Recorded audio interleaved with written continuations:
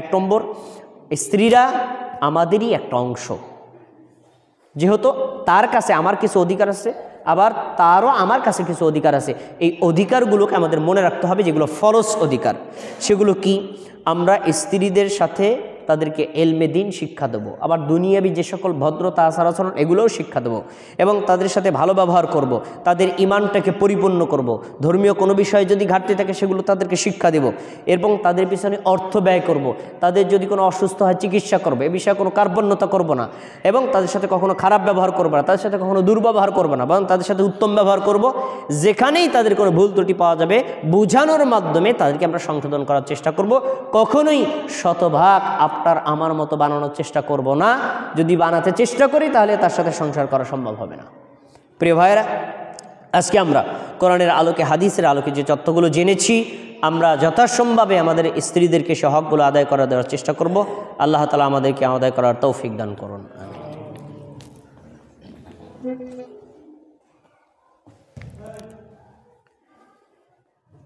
ইন্নাল হামদালিল্লাহি নাহমাদুহু ওয়া নাস্তাঈনুহু ওয়া নাস্তাগফিরুহু ওয়া নু'মিনু বিহি ওয়া নাতাওয়াক্কালু আলাইহি ওয়া নাউযু বিল্লাহি মিন শুরুরি আনফুসিনা মান ইয়াহদিল্লাহু ফালা মুদিল্লা লাহু ওয়া মান ইউদ্লিলহু ফালা হাদিয়া লাহু ওয়া আশহাদু আল্লা ইলাহা ইল্লাল্লাহ ওয়া আশহাদু আন্না মুহাম্মাদান আবদুহু ওয়া রাসূলুহু। ফায়া আইয়ুহাল মুসলিমুন, ক্বালাল্লাহু তাবারাকা ওয়া তাআলা ফিল কুরআনিল মাজিদ, আউযু বিল্লাহি মিনাশ শাইতানির রাজীম, বিসমিল্লাহির রহমানির রহিম। ইন্নাল্লাহা ওয়া মালাইকাতাহু ইউসাল্লুনা আলান নাবিয়্যি ইয়া আইয়ুহাল্লাযীনা আমানু সাল্লু আলাইহি ওয়া সাল্লিমু তাসলিমা। আল্লাহুম্মা সাল্লি আলা মুহাম্মাদ ওয়া আলা আলি মুহাম্মাদ কামা সাল্লাইতা আলা ইব্রাহিম ওয়া আলা আলি ইব্রাহিম ইন্নাকা হামিদুম মাজিদ। আল্লাহুম্মা বারিক আলা মুহাম্মাদ ওয়া আলা আলি মুহাম্মাদ কামা বারাকতা আলা ইব্রাহিম ওয়া আলা আলি ইব্রাহিম ইন্নাকা হামিদুম মাজিদ।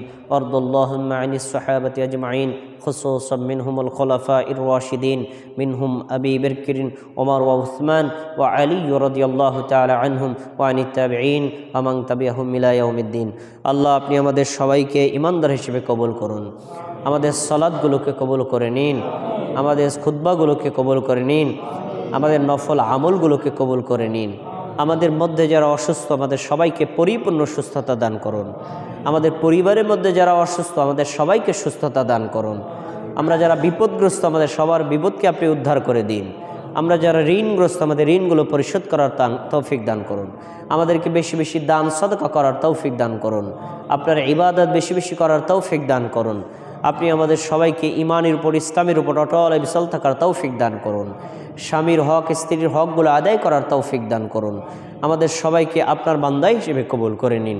ইন্নাল্লাহা ইয়া'মুরু বিল আদলি ওয়াল ইহসান ওয়া ইতা'i যিল কুরবা ওয়া ইয়ানহা আনিল ফাহশাই ওয়াল মুনকারি ওয়াল বাগি ইয়া'iযুকুম লা'আল্লাকুম তাযাক্কারুন ফাযকুরুনি আযকুরুকুম ওয়াশকুরু লি ওয়া লা তাকফুরুন।